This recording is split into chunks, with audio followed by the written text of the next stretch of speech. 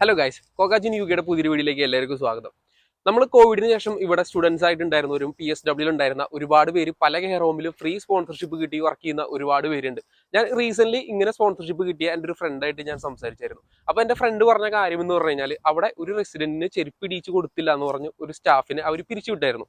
അതുപോലെ തന്നെ മുൻപ് ഒരു സ്റ്റാഫിന് ഇതേ റീസൺ പോലെ പറഞ്ഞ് തന്നെ അവർ പറഞ്ഞു വിട്ടായിരുന്നു.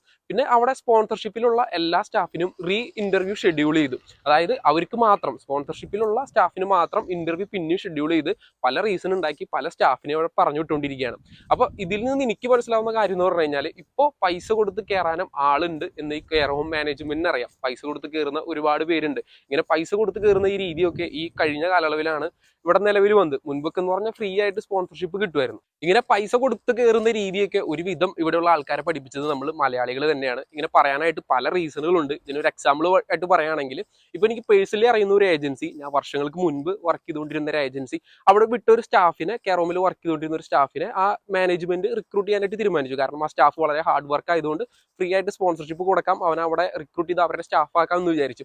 അപ്പോൾ അതിന്റെ ഇടയിൽ ഏജൻസി കയറി ഈ പയ്യനെ വിളിച്ച് ബ്ലാക്ക് മെയിൽ ചെയ്തുകൊണ്ട് അവരുടെ അടുത്ത് കോമ്പൻസേഷൻ ചോദിച്ചു. കോമ്പൻസേഷൻ തരേണ്ടി വരും, നിനക്ക് ഇവിടെ കോൺട്രാക്ട് ഉള്ളതാണ് ഞങ്ങളുടെ ഏജൻസി ആയിട്ട്, നിനക്ക് അവിടെ പെർമനന്റ് ആയിട്ട് കയറാൻ പറ്റത്തില്ല അങ്ങനെ പറഞ്ഞു. ഈ പയ്യൻ അതൊന്നും വകവയ്ക്കാണ്ട് അവിടെ തന്നെ പെർമനന്റ് ആയിട്ട് കയറി. അതിനുശേഷം ഒരുപാട് പിള്ളേരും അവർ റിക്രൂട്ട് ചെയ്യാനായിട്ട് തീരുമാനിച്ചപ്പോൾ ഈ ഏജൻസി ഇതിന്റെ നടുക്ക് കയറി ഈ മാനേജ്മെന്റ് ആയിട്ട് സംസാരിച്ച് ആ മാനേജ്മെന്റ് ആയിട്ട് ഒരു ഡീൽ വെച്ചു. അതായത് അവിടുത്തെ കെയർ ഹോം മാനേജർക്ക് 3 ലക്ഷം കൊടുത്തുകൊണ്ട് ഈ ഏജൻസി ആ പിള്ളേരിൽ നിന്ന് 4 ലക്ഷം മേടിച്ചുകൊണ്ട് പിന്നെ 7 ലക്ഷം കൊടുത്തിട്ടാണ് ഈ പിള്ളേരൊക്കെ അവിടെ കയറിയത്. ഈ പൈസ കൊടുക്കാത്തൊരു സിറ്റുവേഷൻ വന്നു കഴിഞ്ഞാൽ പല ഏജൻസികളും, അതിൽ കൂടുതലും മലയാളികൾ തന്നെയാണ്, ഈ പയ്യന്മാരെയൊക്കെ ബ്ലാക്ക് മെയിൽ ചെയ്തുകൊണ്ടാണ് സംസാരിക്കുന്നത്. ഇത് പലരും പേടിച്ചിട്ട് പല കാര്യങ്ങളും പുറത്തു പറയുന്നില്ല. ഇതുപോലെ തന്നെയുള്ള വേറൊരു ഏജൻസി, ആ ഒരു ഏജൻസി സ്റ്റാഫായിട്ട് വിട്ട സ്റ്റാഫുകൾ ആ കെയർ ഹോമിൽ തന്നെ ഫ്രീ ആയിട്ട് കയറുന്നത് കണ്ടപ്പോൾ ആ പയ്യന്മാരൊക്കെ വിളിച്ച് 10,000 രൂപയാണ് കോമ്പൻസേഷൻ ആയിട്ട് ചോദിച്ചത്. ആ പിള്ളേര് അത് പേടിച്ചുകൊണ്ട് അവിടെ കയറാഞ്ഞിട്ട് വേറെ ഒരു വിസ നോക്കി പോകേണ്ട ഒരു സിറ്റുവേഷൻ വരെ ഉണ്ടായിട്ടുണ്ട്. ഇത് പകുതി നിർത്തി വെച്ചത് നമ്മൾ മലയാളികൾ തന്നെയാണ്. അഭിമാനത്തോടു കൂടി തന്നെ പറയട്ടെ, ഇവിടെ പൈസ കൊടുത്തുകൊണ്ട് കയറുന്ന ഒരു രീതി പഠിപ്പിച്ചതിൽ ഏറിയ പങ്കും നമ്മൾ മലയാളികൾക്ക് തന്നെയാണ്.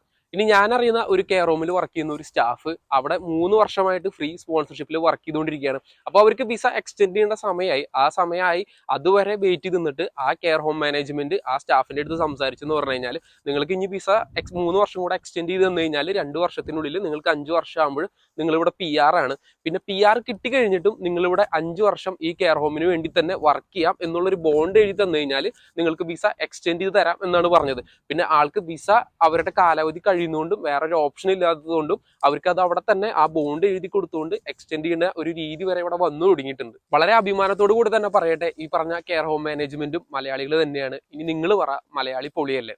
ഇന്നത്തെ വീഡിയോ ഇത്രേ ഉള്ളൂ. വീഡിയോ ഇഷ്ടപ്പെട്ട എല്ലാവരും ലൈക്ക് ചെയ്യുക, ഷെയർ ചെയ്യുക. അതേപോലെ തന്നെ വീഡിയോ നിങ്ങൾക്ക് യൂസ്ഫുൾ ആയിട്ട് തോന്നിയിട്ടുണ്ടെങ്കിൽ സബ്സ്ക്രൈബ് ചെയ്യുക. പുതിയൊരു വീഡിയോ ആയിട്ട് നമുക്ക് അടുത്ത ദിവസം കാണാം. താങ്ക്